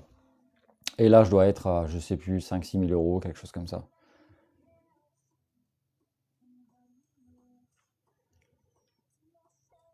Donc voilà. Voilà pourquoi je ne les vends pas. Parce que je pars avec une vision ultra long terme. J'en ai pas besoin. Donc voilà.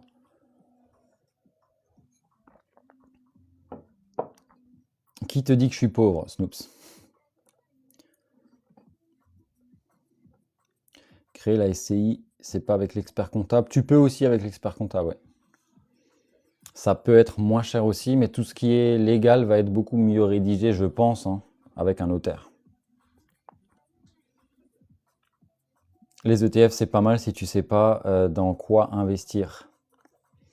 En termes d'action, je parle. Gustave, tu peux très bien m'écrire un message privé en cliquant là-haut sur mon profil. N'hésite pas. Salut, ouvrir une boîte dans le chauffage, ça peut être une bonne idée dans les années à venir. Oui, ça peut être une bonne idée. Ça peut être une bonne idée. Ou un avocat de droit d'affaires, effectivement, Hicham. Tu as totalement raison. C'est même une vision à terme, une fois tout distribué, ils vont devenir ultra chers. Ouais, voilà, c'est ça.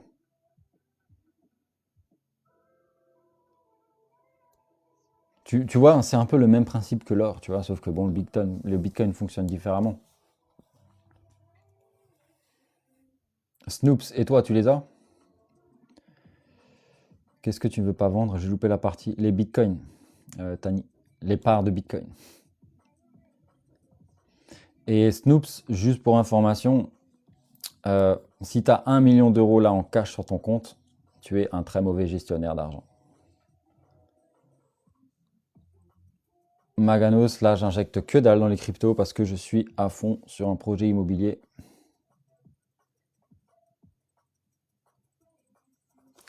Je vais t'écrire en privé. Je veux commencer à payer au moins 50 euros de Bitcoin par semaine. Ok. Merci Arthur pour le follow. 1 million d'euros en patrimoine sans payer d'impôts. Yes. Nickel.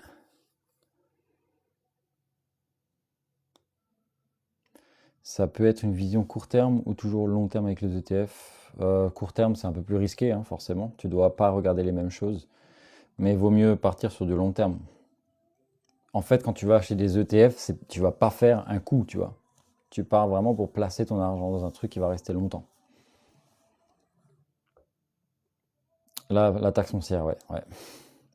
On est d'accord. Je sais pas dans quelle région tu te situes, Hicham, mais ouais, ça fait mal au cul.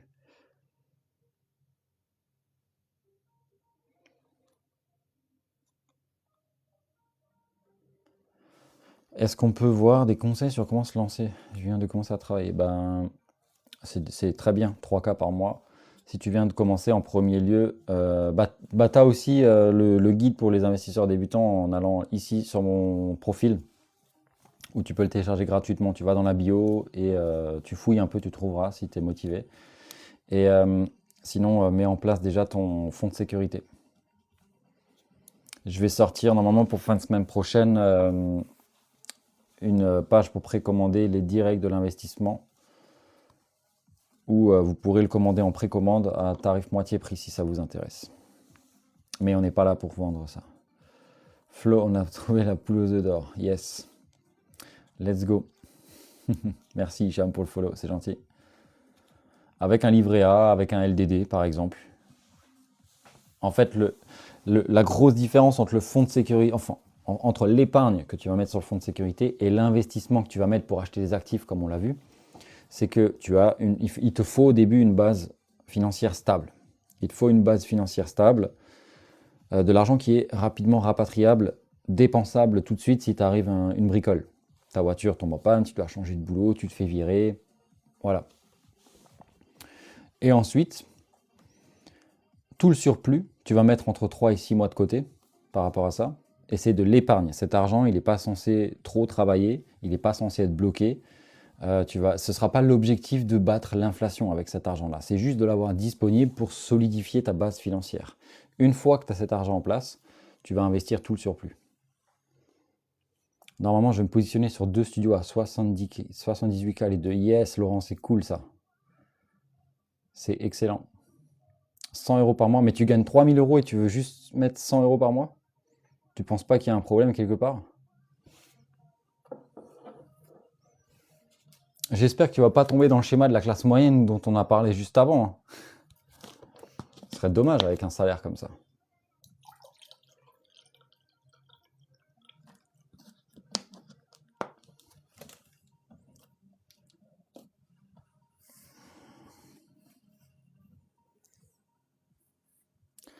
Lorsqu'on a créé une SCI, en fait, je crois que tu peux apporter les biens dans la société. Je ne l'ai jamais fait encore moi-même. Salut Nathan. Mais je pense qu'il y a un truc à faire. Tu dois quand même payer des frais de notaire parce que ce sera plus tes biens, mais les biens de la SCI, tu vois. 800 de loyer, un crédit entre 4 et 5 et 450. Yes, ça c'est bon, ça c'est du cash flow. Ça c'est du cash flow. Combien de pourcentage du salaire en épargne? Ben, autant que tu peux et autant que tu veux, surtout. Il y a des gens qui ne peuvent pas se le permettre. Nathan, on parle de... On a vu un peu, je ne sais pas si tu connais Robert Kiyosaki, on a vu un peu le schéma de comment fonctionne une personne pauvre, une personne de la classe moyenne et une personne riche. On a vu comment ces personnes-là utilisent leur argent et font circuler leur argent.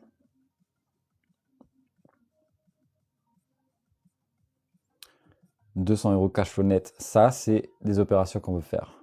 Parce que là, même dans la tête de beaucoup de gens, acheter de l'immobilier, c'est rentable qu'après avoir payé le crédit. Et c'est ça que beaucoup de personnes ne comprennent pas. Au moins 20%, ouais. Ouais, ou même plus. Franchement, je connais des gens qui mettent 40-50% d'épargne. Et le piège, c'est que tu vas gagner plus d'argent, tu vas dire je mérite mieux. Donc du coup, tu vas acheter tu vas louer ou acheter une plus grosse maison, un plus gros appart, ou tu vas acheter une meilleure voiture, et du coup, tu vas rentrer dans ce cercle vicieux de dépenser un peu plus. Ton style de vie va connaître une inflation, tu vois.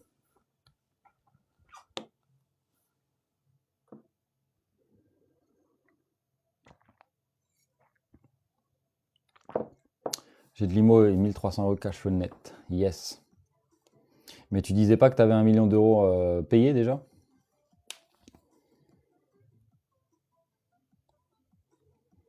Perso, j'hésite à investir dans l'immobilier pour le locatif. Je sais pas si c'est mieux d'investir. SCI ou en nom propre. Bah, pour le début, si tu débutes, nom propre. Te complique pas la tâche. À moitié payé, ok. C'est cool ça. Ça, c'est ce qu'on veut. Bad Guns, j'ai pas vu tes commentaires. Attends, je vais voir. C'est chiant, je sais pas dans quelle direction aller. J'ai déjà les fonds de sécurité, ok.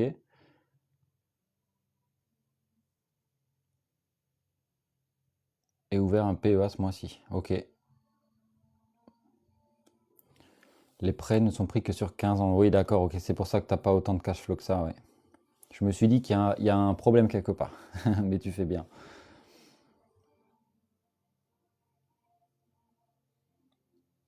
HMZ ne te laisse pas retourner la tête par des vidéos. En fait, je ne sais pas si tu sais comment fonctionnent les algorithmes, hein, mais plus tu vas voir des vidéos qui vont dire qu'investir en France, c'est de la merde, plus on va te les montrer.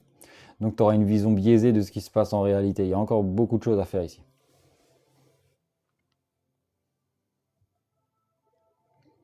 Mais Maganos, entre Lyon et Paris, vous choisirez laquelle pour de bonnes économies? J'ai pas trop compris ta question.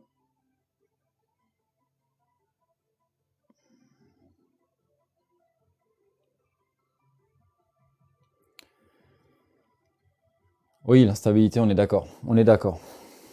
Je sais pas si tu as vu, mais la loi de finances, elle a pas été votée, hein.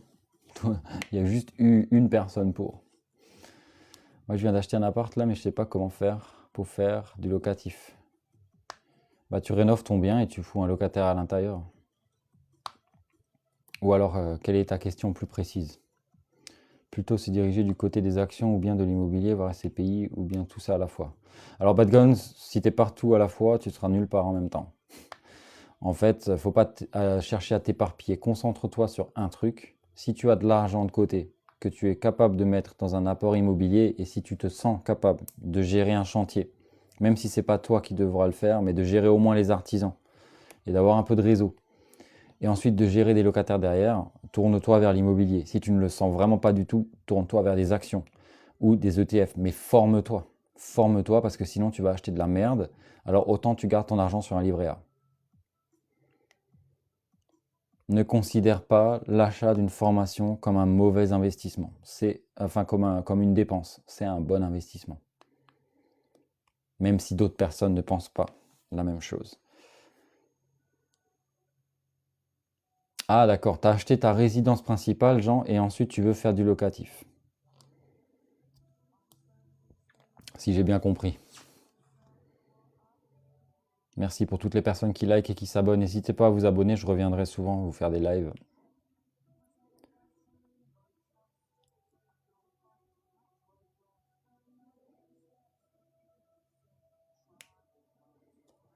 Ouais, Nathan, en fait, là où il faut bien, j'ai vu la question, quelle formation, etc. Là où c'est ultra important de faire la différence, c'est de prendre une formation d'une personne qui a déjà investi dans l'immobilier et qui fait ce que la personne dit. Si maintenant il va parler d'immobilier et que tu n'as jamais vu un de ses biens sur Internet, c'est un peu bizarre. Tu vois ce que je veux dire? Donc voilà, il faut faire attention à qui tu vas acheter ta formation. Il n'y a pas de formation qui est parfaite. À chaque achat d'autres formations, tu vas apprendre d'autres trucs, forcément. Voilà.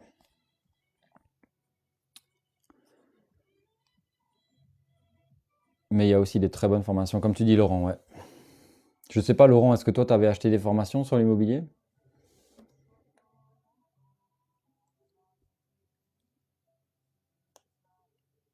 Shooter, ouais, c'est ça. C'est ça. Ça va repartir de zéro, ça va repartir en débat. Ça peut peut-être aussi partir en 49.3, même s'ils ont dit qu'ils n'allaient plus l'utiliser. Personne ne sait.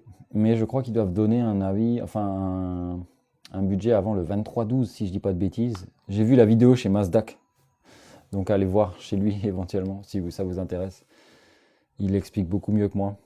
Je l'ai vu juste en scrollant un petit peu. Le premier investissement à faire est dans son éducation financière. Exactement, Zévar. Exactement, j'aime bien cette mentalité-là.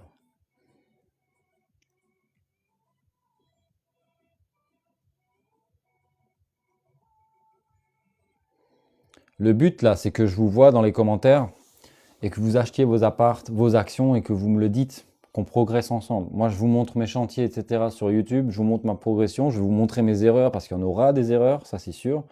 Et le but, c'est qu'on partage. Donc, j'espère que dans quelques mois, quelques années, je vais voir vos progrès aussi, hein. L'idée là, c'est qu'on se bouge le cul, hein. Je me suis formé pendant des années, j'ai appris à rénover. Yes, Aïf, super. Les femmes sont beaucoup plus fortes en business que les hommes, croyez-moi. Elles sont déterres. Et il n'y en a pas assez encore, malheureusement. Je dirais pour l'IMO, Christopher Wangen, très très fort, ouais.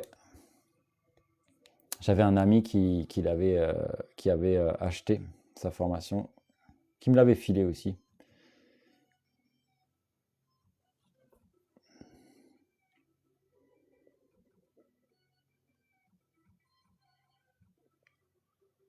C'est fou, il y en a qui disent de faire des placements de partout pour diversifier. Oui, Bad Gun, ça c'est l'étape après, tu vois.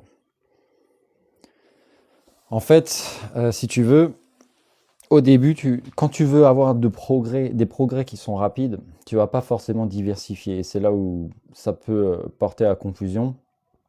Tu vas diversifier que par après. Quand tu regardes la plupart des gens qui ont d'abord réussi, d'abord ces personnes-là étaient concentrées soit à fond sur l'immobilier, soit à fond sur les actions, mais jamais tout en même temps.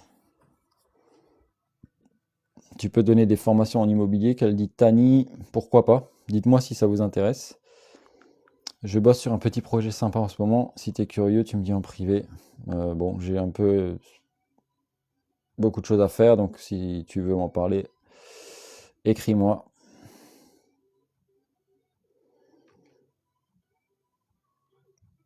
Mais bon, c'est pas le bon endroit pour faire de la pub, alors de toute façon, on s'écrira pas parce que je te bloque. Adios.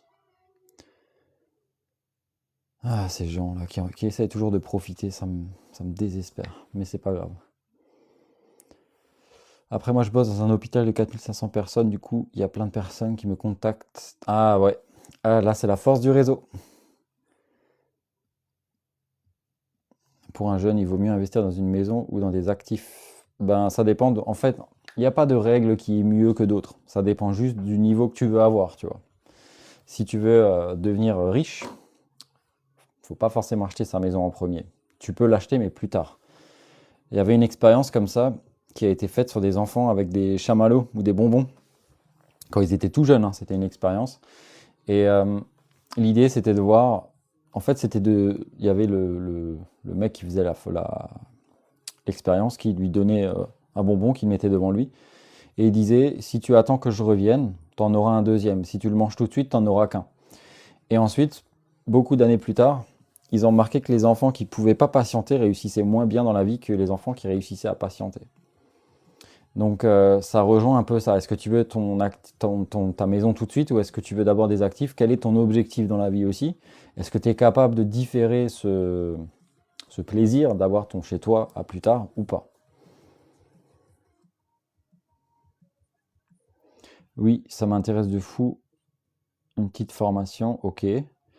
Alors moi, je pensais faire une formation sur comment acheter sa première action, son premier ETF en bourse, de vous prendre qu'on aille main dans la main, qu'on ouvre un compte chez un broker, que j'achète une action avec vous, que vous sachiez comment ça marche concrètement. Mais je peux aussi faire ça pour l'immobilier. Au final, ce sera une formation pas forcément pour les gens qui ont des millions et des millions de patrimoine, hein, mais pour les débutants qui osent pas trop, qui savent pas trop dans quel sens aller. Voilà, après, j'ai pas envie d'être ce vendeur de formation en plus, mais ça permettrait de faire vivre Éducté Finance à un autre niveau, d'aller rencontrer d'autres investisseurs, vous faire des podcasts, parce que tout ça, mine de rien, ça a un coût. Donc il y a le coût du déplacement, il y a le coût d'achat de matériel pour filmer. Là, je filme avec le iPhone qui me sert personnellement, donc ça va. Mais il y aura des caméras à avoir, des micros, etc. Donc ça coûte quand même un peu d'argent. J'ai décroché 7 nouveaux clients pour le bois de chauffage. Excellent Sophie, c'est bon ça.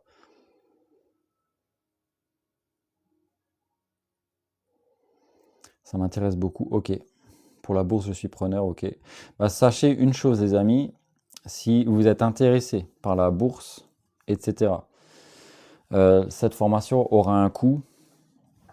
Et en achetant le guide que je suis en train de prévendre là, donc les 10 règles de l'investissement, les 10 règles d'or de l'investissement, et il y a des vidéos aussi de formation, on va reprendre ce genre de concept là que je vous ai montré au tableau et d'autres qui s'adressent uniquement aux débutants. Vous bénéficierez de 50% automatique sur la formation. Elle va être en pré-vente où il y aura aussi 50%, mais vous aurez les 50% tout le temps parce que vous étiez les premiers clients à faire confiance. Donc si ça vous intéresse, et le guide et les vidéos coûtent moins de 10 balles, hein, si ça vous intéresse. Donc contactez-moi en privé, je vais vous donner le lien. Et si vous voulez réserver votre exemplaire, parce que là il n'est pas encore fini, c'est la raison pour laquelle je la prévends. Enfin, je prévends le guide et dès que ça sera fini, le prix va revenir au prix normal, 15 euros, 20 euros. Je ne sais pas encore où je vais le situer.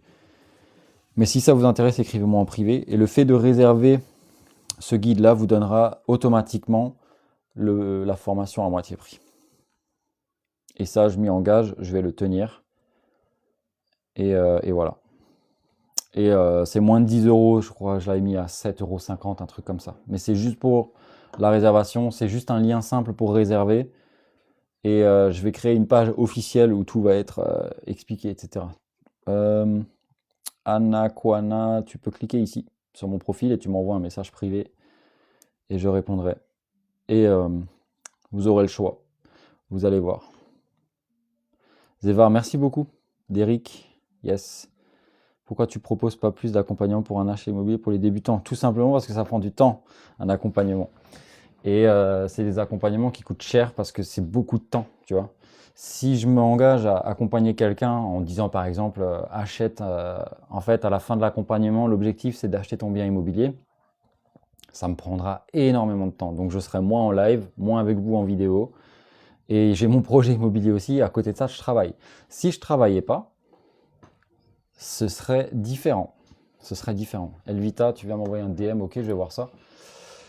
Tac. Ce qu'on va faire les amis, c'est que je vais vous envoyer ça directement là. Si vous avez un peu de patience, ça va aller très rapidement normalement. Je vais vous envoyer le lien et vous allez me dire si vous pouvez cliquer dessus. Normalement, ça devrait le faire. Tac. Alors, juste un instant. Mais ouais, l'idée c'est de faire vivre un peu Éducté Finance et qu'on aille vers un truc qui peut être vraiment cool. Je vais avoir un appel qui va être aussi important avec Eric, le CGP que j'ai rencontré grâce à TikTok aussi. Et voilà. Ceux dans le groupe, je pense que je vais leur donner automatiquement le guide. Je voulais faire une surprise, Tani, mais... Alors, je vais juste chercher le lien. Sandrina, ouais, c'est un guide, numérique, un peu comme le guide qui est gratuit là-haut, là. Et Merci beaucoup pour les cadeaux, les amis, vous êtes vraiment trop gentils. Et en fait, à travers ce guide-là, il y aura aussi des vidéos qui vont être privées, qui vont être sur ma chaîne YouTube, mais qui vont être privées et que seulement vous qui aurez le guide, vous pourrez visionner. Donc il y en aura deux, il y en a deux que j'ai tourné, trois que j'ai tourné là actuellement. Et je pense que je vais peut-être encore en tourner une quatrième aujourd'hui ou ce week-end et sortir tout ça aux alentours du Black Friday, etc. Pour peut-être faire un petit peu de promo à ce niveau-là. Et tout ça, ce sera compris dans ce prix-là, dans même moins de 10 euros. Je crois que c'était 7,50, un truc comme ça. C'est que dalle. Et en plus, ça vous donnera des réductions pour le futur programme sur la bourse ou sur l'immobilier qui sortira. Donc ça, je vous l'ai promis, je m'y engage. Et en même temps, ça te permet de faire vivre Éduc Finances et vous proposer du meilleur contenu. Roomba, tu peux m'envoyer un message privé et je peux t'envoyer le lien. Alors le lien, n'ayez pas peur, c'est un lien pour payer directement. J'ai vos coordonnées, vos emails, tout ça, mais j'ai pas les données bancaires de toute manière. Il n'y aura que la somme qui est indiquée qui sera prélevée. C'est pas un lien d'arnaque ou quoi que ce soit, hein. Ne vous fiez pas aux apparences. C'est juste pour que moi j'ai tout de suite vos emails et que je puisse vous envoyer directement le guide par derrière. Je suis en train de créer la page parce que ça prend du temps. Vous imaginez bien, la page officielle de comment est-ce qu'on peut réserver, enfin la page de présentation. Donc, voilà, juste pour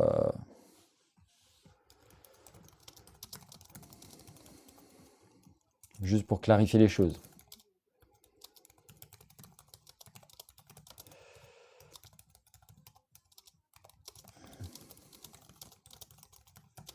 Je vais commencer à vous envoyer le lien en direct là.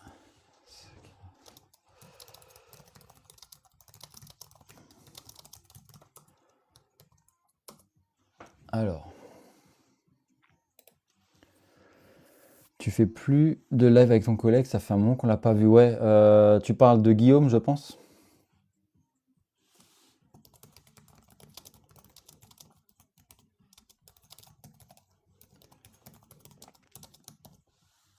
Yes, Guillaume, ouais. Bah, en fait, ouais, il avait. On en parlera à un moment donné, mais il avait quelques problèmes. Il avait quelques soucis. Et bah, ce sera l'occasion d'en faire un live aussi, parce que ce sera intéressant. Ce sera l'occasion d'en faire un live parce qu'il y a pas mal de... J'ai pas envie d'en parler en public parce que je sais pas s'il serait d'accord que j'en parle, mais il y aura énormément d'expérience à avoir de ça.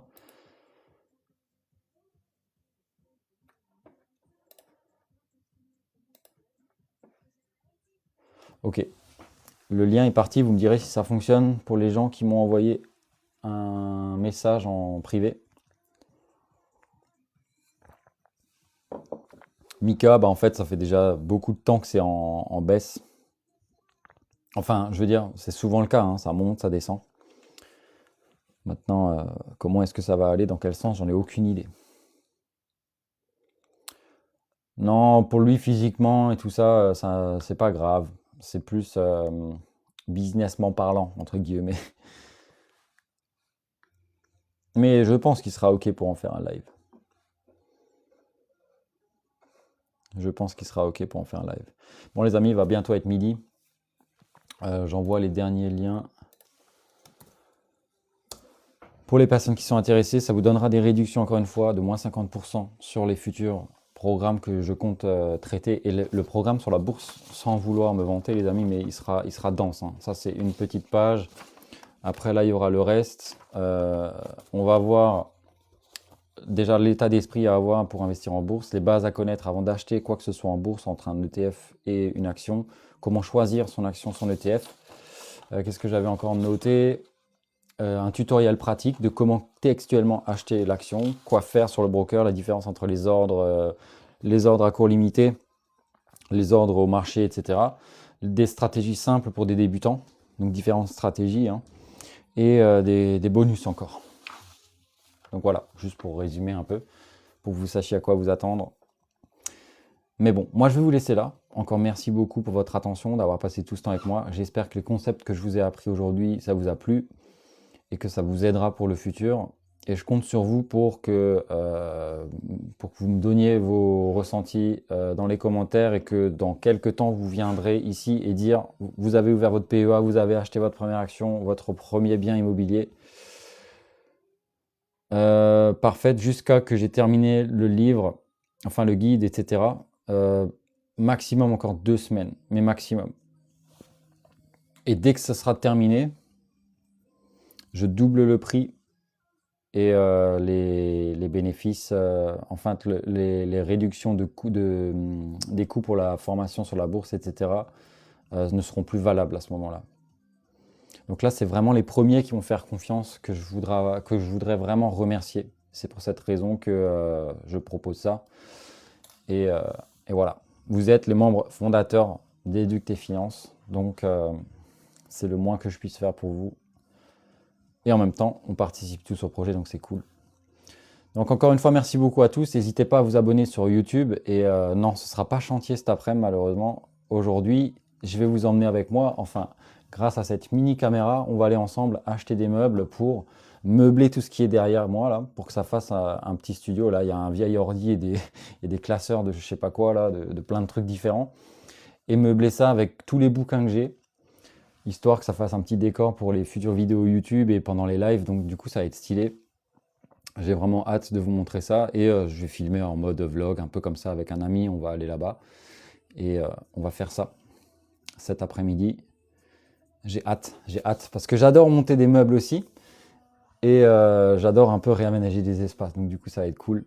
Et le chantier débute lundi avec les fondations. Donc là, on n'a rien à faire à proprement parler pour le moment sur le chantier parce que toutes les fondations creusées, etc., ce sera les artisans qui vont s'en occuper, tu vois. C'est un peu le pouvoir de l'argent de pouvoir déléguer des choses. Merci beaucoup Laurent. À bientôt. On se revoit très vite les amis. Merci encore pour votre temps, d'avoir passé tout ça avec moi et on se revoit bientôt. Ciao ciao.